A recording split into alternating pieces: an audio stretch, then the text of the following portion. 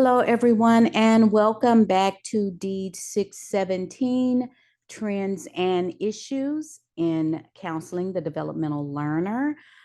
We are now at the midpoint or the midterm of the summer session, and we are moving quickly ahead towards the end of the summer session.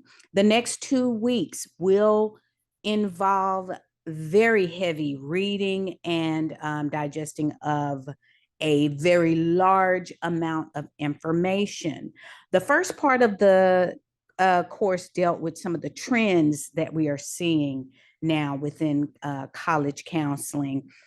This second part, we'll start looking at some of the issues that we face, some of the processes and strategies that we use to address and mediate those issues.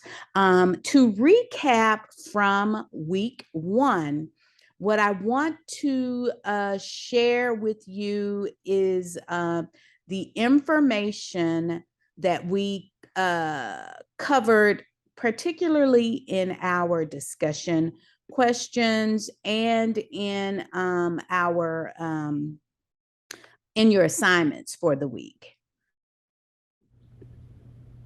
So last week you had assignments that dealt with some of the roles that are unique to counseling centers and some of the responsibilities that certain counselors, particularly directors of counseling centers, some of those responsibilities that they might have.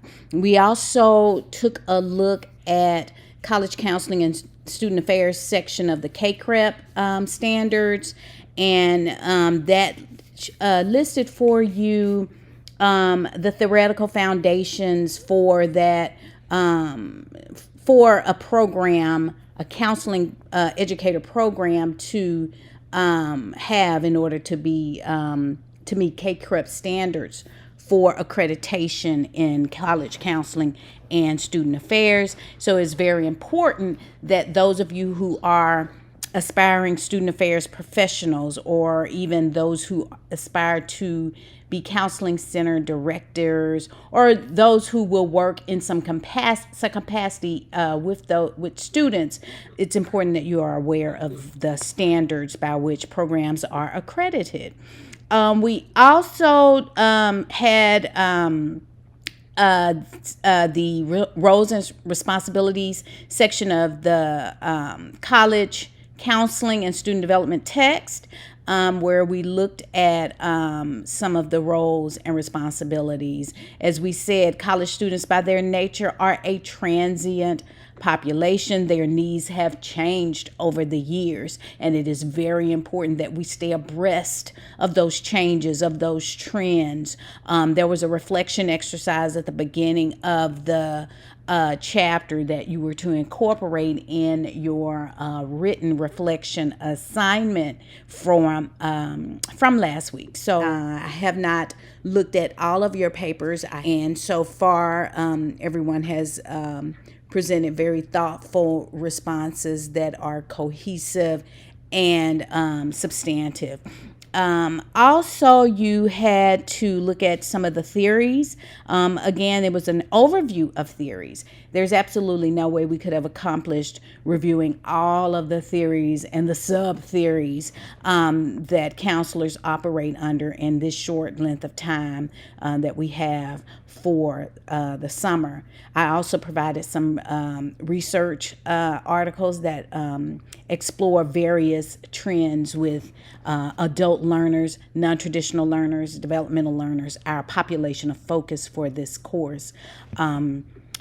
There was also a discussion forum. Again, you guys are doing an excellent job. I appreciate the thoughtful responses that we have. The discussion forums are largely opinion based, but they also require that you incorporate the week's readings and that you base your thoughts firmly in the literature, firmly in the information that has been presented. So everyone has been doing a very good job there. One the things that we're going to really hone in on this week is with regard to roles and responsibilities is the very distinct roles and responsibilities that go along with academic advising and academic counseling versus clinical or professional counseling, mental health counseling. One thing that we want to be clear of is that for the purposes of this course, and even in the text and in more courses that you'll get into, academic advising and academic counseling are used synonymously, and they have very different and distinct roles from those who work in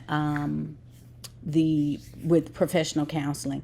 And depending on the institution wherein you are working, those roles are sometimes intermingled.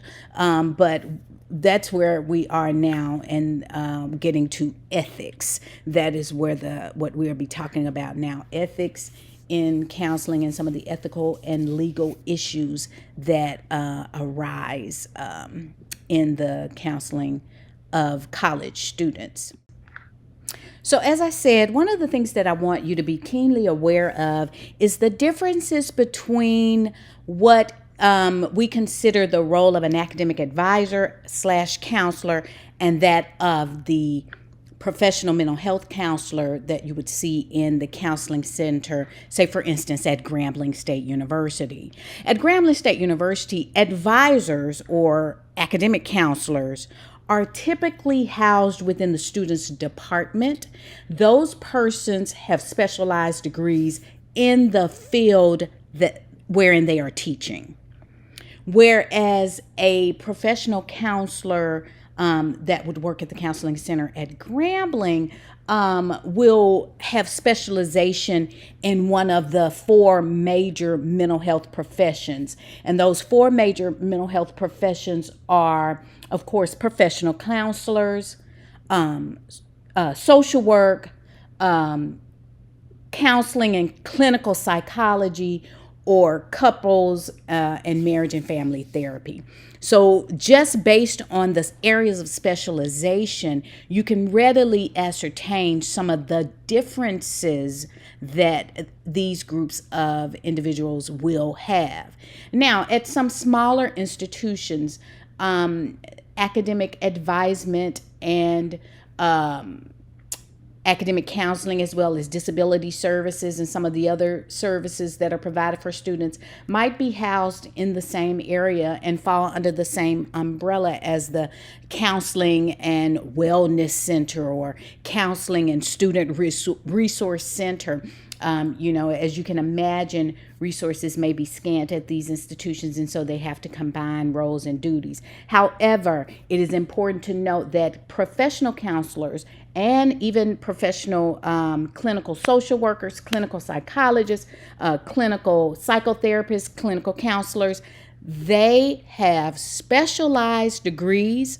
They are licensed by a licensing board within their state, and they adhere to particular ethical standards and regulations that their governing boards and organizations require that they adhere to.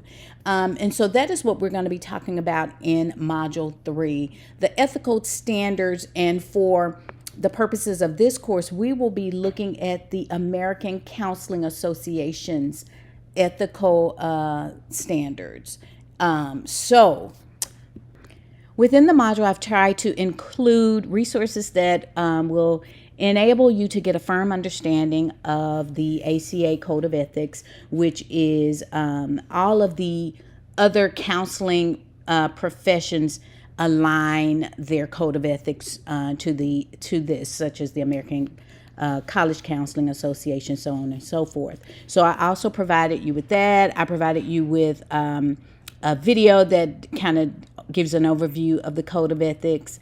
There is the Practitioner's Guide to Ethical Decision Making. This is the guide that professional counselors follow when making decisions that are related to ethical issues that they may address. So there is a model for making those decisions. And the decisions are based on the foundational principles of autonomy, justice, beneficence, non maleficence, and fidelity. So we want to keep those principles in mind that really undergird all helping professions with regard to ethical decision making. So you want to make sure that you are paying very close attention to that, because on this week's assignment, next week's assignment, and the final assignment, there will be some detailed information required of you regarding ethics. There's an ethical dilemma poster, which is a handy guide that you can use to ensure that you are making, that you are applying the model correctly. And I even provided you an example using the model. You also have some ethics in actions videos. The first video is from a social work standpoint. I included that because oftentimes in counseling centers, there will be persons who have social work background, who have marriage and family therapy background, clinical psychologists, so on and so forth. And the next video it looks at a particular ethical code dealing with boundary setting. This is important not just for counselors, but learning about these ethical standards is important for the student affairs professional, because in issues where there is some legal issues involved, you may be called in to serve as a witness, to provide additional information, and when counseling centers are a part of an institution, whatever happens there reflects on the institution as a whole, and administration will be involved in that. So it is important for student affairs professionals to have a clear understanding of how counselors operate. So for module 3 or week 3, there will be 3 assignments. You will have a video reaction, and you will choose one of the 2 ethics videos from the Ethics in Action page to use for the video reaction.